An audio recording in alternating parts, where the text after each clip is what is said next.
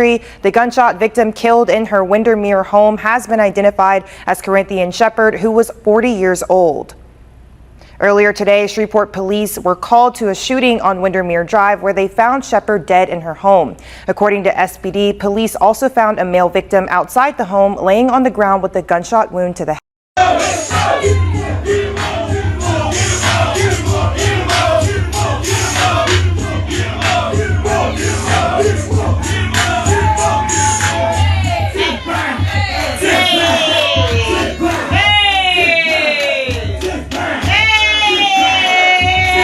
The morning sun filtered gently through the blinds of Corinthian Shepard's modest brick home on North Windermere Drive, casting golden slivers across the living room floor.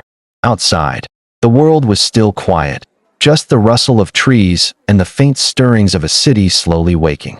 It was the kind of morning that, under different circumstances, might have passed unnoticed. But for Corinthian and her 4 sons, this day would split their lives in two, before and after. Corinthian, 40 years old, had always been the heartbeat of her home. In her neighborhood, she was known for her warmth, resilience, and the way her laughter could cut through the thickest of days. She worked long hours, but always found time to show up at school events, Sunday church, community meetings, and especially around the dinner table, where her sons would gather with jokes, stories, and adolescent chaos that somehow felt sacred. Her oldest, Malik, had just turned 19. Tall and quiet with deep-set eyes that mirrored his mother's. He had recently started working nights at a nearby warehouse to help with the bills. He was fiercely protective of his younger brothers, Darius, 18, Jalen, 17, and the youngest, Caleb, just 12. They were a tight unit. Imperfect, occasionally noisy, but bound together by a love that Corinthian had woven into the fabric of their lives like the quilts her grandmother once stitched by hand. For Corinthian, motherhood was more than a role. It was her calling. But she also made room for joy, for fierce friendships and glam nights out. Her May 20th Facebook post showed her glowing in a rhinestone-studded dress, arms spread, head held high, smiling in the mirror. "Happy birthday to the one who knows me better than I know myself," she had written to her best friend. "You've seen me at my best and my worst, and still love me anyway. Thank you for being my rock, my partner in crime, and my biggest cheerleader. I love you, BFF. Red Heart Victory." And that post had been shared, liked, and heart-reacted dozens of times. To her friends, it wasn't just a caption. It was a reflection of Corinthian herself. Deeply loving, unapologetically radiant, and fiercely loyal. People admired how she kept showing up, for herself and for others, even when life knocked her down.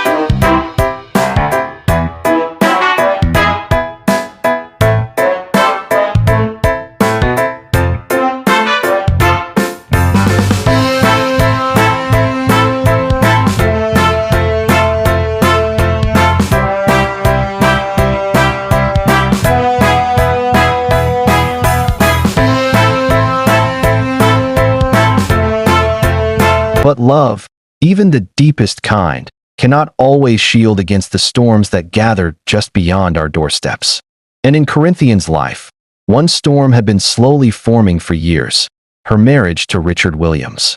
They had married young, in that hopeful, idealistic space where two people believe they can build a future simply by wanting it hard enough. But time, circumstance, and Richard's volatility chipped away at that dream. At first, it was the arguments, petty, then personal. Then came the silences. And finally, the fear. By the time they separated, it wasn't just Corinthian who breathed easier. Her sons had felt the tension lift, too. Corinthian changed the locks. She stopped answering Richard's late-night calls. Friends say she was beginning to reclaim herself, starting to envision a life free of the shadows he brought. But Richard never truly let go. And in quiet ways, sometimes too quiet to notice, he lingered. A call here, a sudden appearance at a basketball game there.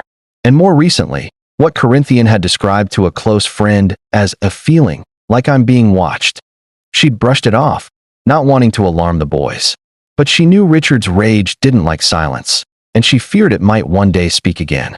That day was July 5th, 2025. July 5th, 2025. The clock on the stove glowed 6:53 a.m. Corinthian Shepard stood barefoot in the kitchen, her black satin robe pulled snug around her. The coffee pot burbled behind her, the comforting aroma rising through the quiet of the house. Morning in the Shepard home was usually full of movement. Boys shuffling between showers, sneakers thumping across tile, a dozen "Ma, where's my s" echoing down the hallway. But this morning, it was still. Strangely still. Malik, her eldest, had just gotten in from his night shift. He was upstairs, headphones on, decompressing. Caleb, the youngest, was still in bed, tangled in blankets and dreams. The others, Darius and Jalen, were probably scrolling their phones under the covers, stalling the day. Corinthian smiled faintly at the thought. But beneath the quiet, a pressure lingered in the air. A static charge, like the moment before a summer storm breaks. Just 3 days earlier, on July 2nd, Corinthian had posted something that made a few friends pause. I no longer see the good in people. I see the truth. Double exclamation mark, 100 points, flexed biceps, medium dark skin tone. Later that same day, she posted again. One thing a medium dark skin tone emoji modifier can never call me is a begging ass female. Face with open mouth, dashing away, face with open mouth, dashing away. To some, they were cryptic. To others, especially those who knew the tension between her and Richard, they read like warnings. Quiet declarations of strength and exhaustion. Corinthian was tired, not just from work or parenting or holding everything together. She was tired of pretending everything was fine, of flinching at unknown numbers, of sleeping with one ear open. She was tired of being haunted by someone who used to say they loved her. That someone was now standing at her front door. Richard Williams hadn't lived there in months. The locks had been changed. The boys knew not to let him in. But this morning, he didn't come to knock. He came to force his way in. The door swung open with a jolt. Whether kicked or shoved, no one would ever know for sure. Corinthian's voice rang out, startled, firm, and then, seconds later, pleading. Malik tore off his headphones upstairs. Darius sat up in bed. The sound that followed was unmistakable. Gunfire. 3 rapid cracks split the silence. Downstairs, Corinthian collapsed just inside the hallway, clutching her chest. Blood pooled around her, soaking into the rug she'd just vacuumed the night before. Her eyes, wide with disbelief and pain, met her son's as he ran toward her. Malik, heart pounding, skidded into the scene. And then he saw Richard, gun still in hand, standing over his mother. The world tilted sideways. Without hesitating, Malik grabbed the gun he kept secured in his room, a legal weapon, registered in his name, kept for protection in a neighborhood where break-ins weren't uncommon. He ran down the stairs in seconds that felt like hours. Richard turned. More gunfire, this time from Malik's hands. The first officers arrived just before 7 a.m., responding to multiple 911 calls from neighbors who heard the shots and commotion. What they found was a scene of heartbreak.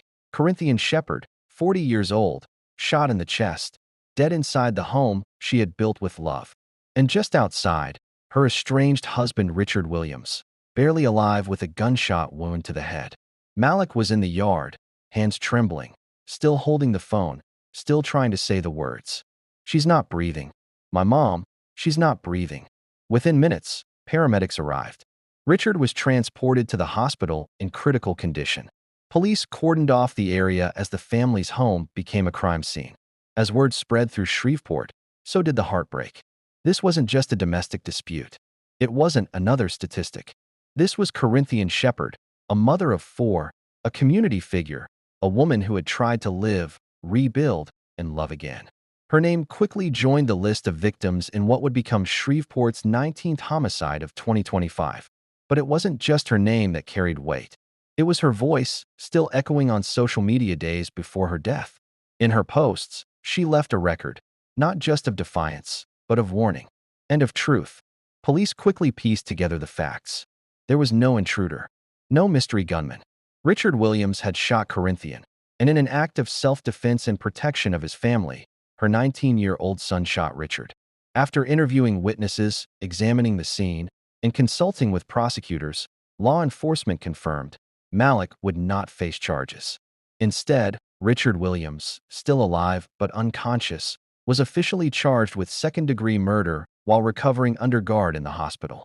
And Corinthian? She was gone. Shreveport had seen homicides before. It was no stranger to violence. But Corinthian's story cut deeper. Because she was familiar. Because she had tried. Because she had said she didn't want to be a victim. And because she had done everything in her power to live. And still, it wasn't enough. Her death sparked renewed conversations around domestic violence in the region, especially the gray area of estranged relationships, where the abuse continues even after separation. Advocates pointed to the urgency of listening to survivors before it turns deadly. Corinthian had made her warnings visible, in real time, on her own social media. Her words were clear, and now they served as a record of her final fight. This isn't just a tragic story. It's a call to awareness, to protection, to action. Candle to help elevate Corinthian's voice and ensure her story reaches others who need to hear it. Please subscribe to True Crime Simplified on YouTube. There, we honor real victims with care, truth, and the dignity they deserve.